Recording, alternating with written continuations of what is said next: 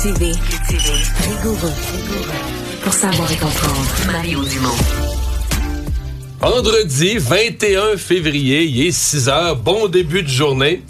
Et une chance que c'est vendredi parce qu'on s'est couché tard. On s'est couché trop tard, mais pour une bonne cause. Victoire du Canada dans cette confrontation des 4 nations. Isabelle, Alexandre, bonjour. Salut Mario. Est-ce que vous êtes couché trop tard, vous aussi? Non, j'étais brûlée. Je me suis couchée avant la fin, j'ai réussi à faire ça. J'ai même raté. Comme Mme Barrette. J'étais plus capable. Mais qui fut réveillée par un cri, ceci dit. Tous les cris, mais là, c'était un cri de joie. Qui provenait du salon.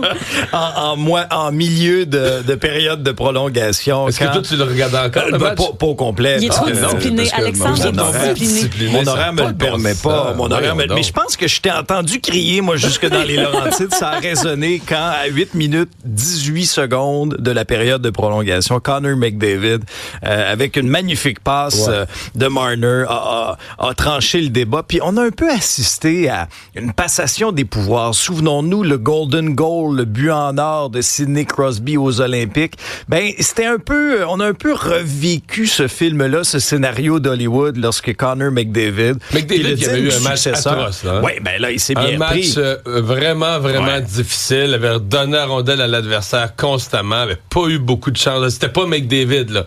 Puis on se disait, moi en tout cas je me disais de deux choses l'une, là. Soit que il fait partie des grands joueurs qui s'effondrent quand c'est vraiment important, ou soit qu'il fait partie des grands joueurs que tu les oublies toute une soirée, mais que ça leur prend juste une fraction de seconde, puis bing, c'est arrivé. Et c'est la deuxième hypothèse qui s'est concrétisée. Hier soir, et c'est survenu dans un contexte, de guerre commerciale avec les États-Unis. Fait que la confrontation des 4 nations a pris vraiment une tournure particulière. Puis l'engouement, c'était complètement fou de voir ça, l'engouement. De voir les codes d'écoute, combien de personnes regardaient le match, que les bars sportifs étaient pleins. Mais il y a un moment, pendant la remise des trophées, où j'ai comme eu une espèce de flash de dire, OK, là, on était à Boston, on était aux États-Unis. Il avait mis le drapeau canadien, évidemment, sur l'écran géant. Il y avait des drapeaux, parce qu'il y avait quand même, à mon avis, il y avait 4-5 000 Canadiens dans l'amphithéâtre, là. Donc, les autres avaient quitté. Donc, tu ne voyais que du rouge. Puis, je pense que les gens avaient baissé, là, tu sais, ils avaient descendu vers... Près des baies vitrées. C'est ça, près des baies vitrées. Fait que tu voyais juste du rouge. Le drapeau du Canada, des drapeaux du Canada partout. Dans le TD Garden, en passant. L'amphithéâtre où jouent les Bruins de Boston à Boston, c'est de la Banque Toronto Dominion, la TD, là, tu sais, donc c'est une banque canadienne présente aux États-Unis. Puis je me disais, mais là, c'est les joueurs canadiens qui célébraient sur la glace. Puis je me disais, le Donald est tranquille. Le Donald a une mauvaise soirée, là. Je surveille ses comptes sur les réseaux sociaux. Le Donald n'a pas réagi encore. Bon. Lui qui avait un peu trollé encore hier. Toute la journée, le gouverneur Trudeau l'avait même invité à regarder le match avec lui. Que le Canada allait éventuellement devenir l'État chéri. On aurait voulu l'avoir dans le TD Garden pour voir sa face, pour que les caméras se retournent vers lui, pour voir sa face après le but de McDavid. Ça fait longtemps qu'on n'a pas vu autant de Québécois être fiers d'être Canadiens. Oui, vraiment. Et surtout que c'est l'équipe du Canada anglais. Il n'y a aucun joueur québécois. Il y a Montembeault qui avait été sélectionné, qui hier est allé chercher la médaille en habit veston-cravate, là, qui a jamais joué. Mais Isabelle, il y a aussi, toi qui t'intéresses aux personnes qui interprètent l'hymne national, tu t'inquiétais pour ces personnes lorsqu'elles se faisaient huer.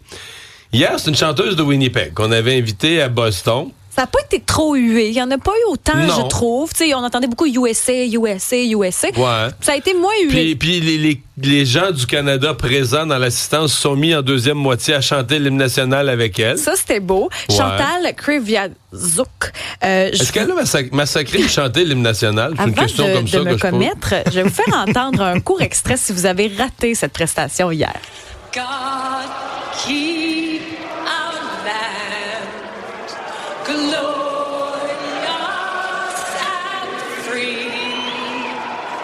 Oh, Canada, we stand on God. Mon analyse. Elle était probablement très émotive. Je pense qu'elle était très nerveuse parce qu'elle respirait pas bien. Pourtant, c'est une chanteuse qui a beaucoup d'expérience. Mais oui, sa Il voix... a eu une belle carrière, là. Elle a une superbe carrière. Elle a collaboré, entre autres, avec Avril Lavigne. On se rappelle au début de son premier album. Elle a collaboré dans les années 2010 avec Drake. Elle a même déjà composé pour Kelly Clarkson. Dans les années 90, elle a chanté avec l'un des membres des Our Lady Peace. Par contre, moi, j'ai l'impression hier qu'elle respirait pas bien. Elle avait l'air nerveuse. Donc oui, les notes n'étaient pas toujours justes. Elle avait la colonne d'air courte. Oui, il manquait un petit peu de support de son périnée. Et puis, c'est vrai que le piétage, donc le rythme de l'hymne national n'était pas nécessairement respecté. On dirait qu'elle n'était pas sur le temps. Non. Je connais rien là-dedans. Là, mais... Et elle a changé les paroles. Oui, à la toute fin, puis ça a fait énormément. Est-ce que ça fait d'elle une héroïne? On voyait la volonté patriotique, peut-être, derrière ça. Les tout derniers mots de l'hymne qui ont été modifiés. Ça aussi, ça a fait énormément réagir sur les réseaux sociaux. Donc, pour chanter « That only us command » au lieu de « In all of us command ». Donc, elle a changé. Comme en réponse à Trump, il y a juste nous autres qui commandent le Canada. Ouais, c'est ça, c'était subtil. Puis au début, j'ai entendu, mon oreille me dit, elle chantait 4 mots en français. Ça se peut. Je pense que oui. Terre de nos aïeux. Oui. Alors, je sais pas s'il est pas loin. Terre de nos aïeux.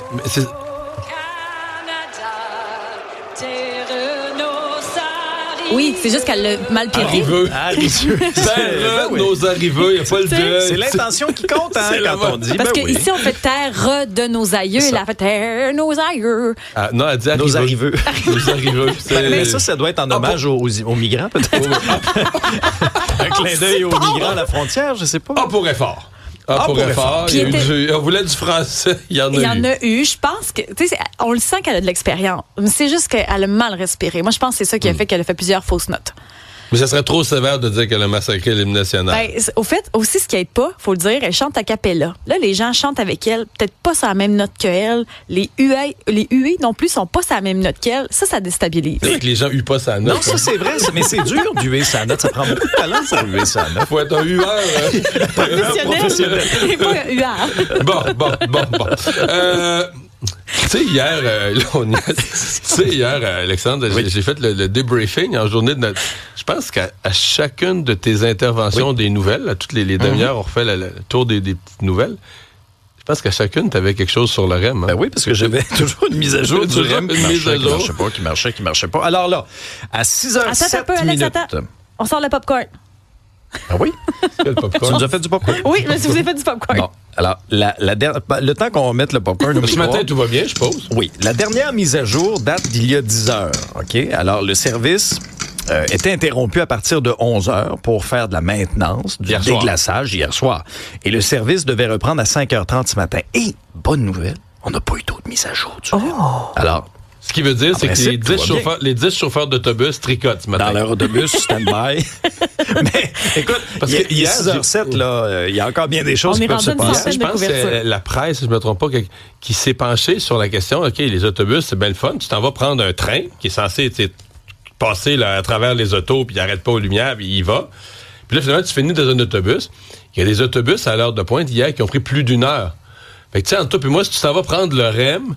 Puis tu finis sur le trottoir à attendre un autobus, puis finalement dans un autobus, puis un autobus qui prend 1 heure pour se rendre à destination, t'as plus le même service pour le prix de ton billet. Non, pas trop, non. Non, pas pantoute, là. Pas pantoute. Enfin, mais bon, il semble que les gens restent zen. Une partie des utilisateurs du REM restent zen. Et que j'aurais pas cette patience-là. Moi non plus.